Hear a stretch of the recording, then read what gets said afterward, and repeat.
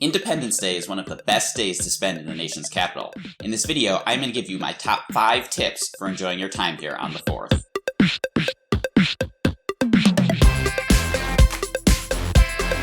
Hello, welcome to Trip Hacks DC. My name is Rob. I'm a tour guide here in the nation's capital. If you're coming to Washington, D.C. and you're looking for the best tips, tricks, and hacks for exploring the city, make sure to subscribe to this channel and hit the bell notification icon so that you don't miss anything. And if you're interested in having me personally show you around when you come, head on over to my website, triphacksdc.com, afterwards to see the tours that I offer. As the capital of the United States, you'll find no shortage of fun and patriotic things to do here on Independence Day. If you live here or have been to Washington, D.C. on the 4th, leave a comment on this video and let me know what your favorite activity is. Otherwise, let's get started. Tip number 1. Stay downtown. This is a tip that's good any time of the year, but it's especially so on Independence Day. Most of the patriotic activities I'm going to talk about in this video happen right downtown, and you're going to have the best experience with them if you're staying within close walking distance. There are a lot of road closures on the 4th, the circulator bus and other bus routes on the National Mall don't operate, and generally speaking, it's just a lot harder to get around than on your average day. And if you've watched my Washington, D.C. weather video, you'll know that July is the hottest month of the year,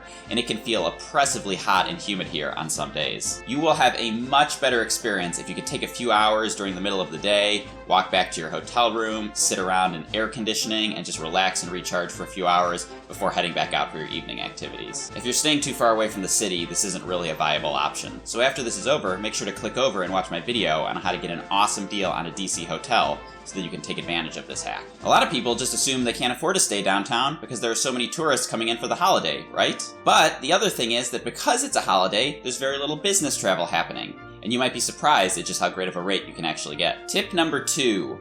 Watch the fireworks from the National Mall. I cringe a little bit every time I hear people telling visitors not to go down to the National Mall on the 4th of July. It's too crowded, they say. It's too hard to find a spot to sit, they say. You have to get there ridiculously early, they say. Now there's some truth to this. Of course it's going to be crowded. It's Independence Day in Washington, D.C., and it would be silly to think otherwise. But I really don't think that this should deter you from going down to the National Mall for the fireworks. It's important to note that a large section of the National Mall actually gets fenced off, and you can only enter through a limited number of security checkpoints. That means that if you want to sit at the steps of the Lincoln Memorial, or at the Washington Monument, or the Jefferson Memorial, you have to figure out in advance how you're going to get inside. My personal favorite is somewhere between the Washington Monument and the Capitol, and in between the museums. The view is solid. This is a picture that I took from about 3rd Street a few years ago, just in case you don't believe me. And in my experience, you don't have to show up ridiculously early if you want to sit on this part of the National Mall.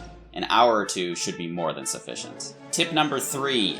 Avoid the metro after the fireworks. This is another reason why it's so critical to pick a hotel downtown.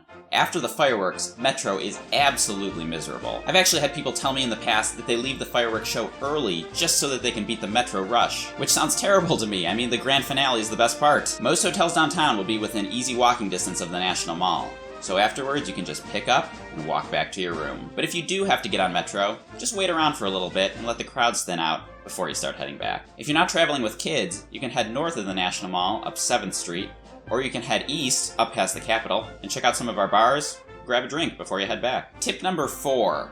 Attend the dress rehearsal for a Capitol 4th. If you've ever watched the Independence Day fireworks on PBS, you've probably also seen the concert that they show before and during the show. This is a really popular event, so you do have to arrive pretty early if you want to get a good view. What I actually recommend doing is instead of going to the show on Independence Day, go to the full dress rehearsal that they usually have on July 3rd. It's the same show, minus the fireworks of course, and with a lot smaller crowds, so you don't have to arrive nearly as early, and you'll still have a lot of fun seeing the show. The dress rehearsal usually isn't widely advertised, so make sure you're following Trip Hacks DC on Facebook, Twitter, and Instagram, as I'll post details about these events as they come up. Links to my social media handles are in the video description. Tip number 5.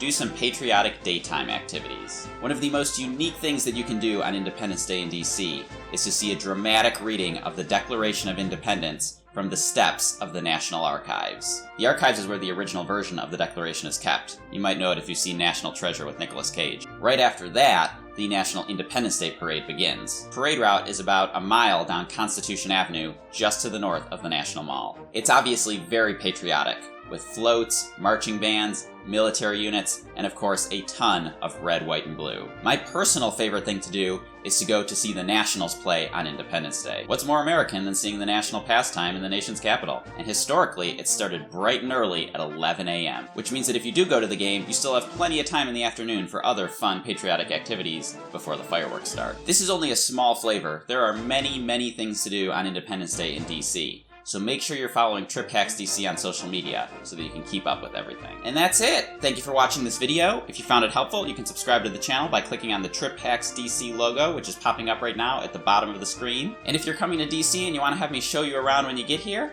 go ahead and click on the Capitol Dome, which is popping up on the left side of my head. That'll take you over to my website, triphacksdc.com, where you can see the tours that I offer. Enjoy your trip!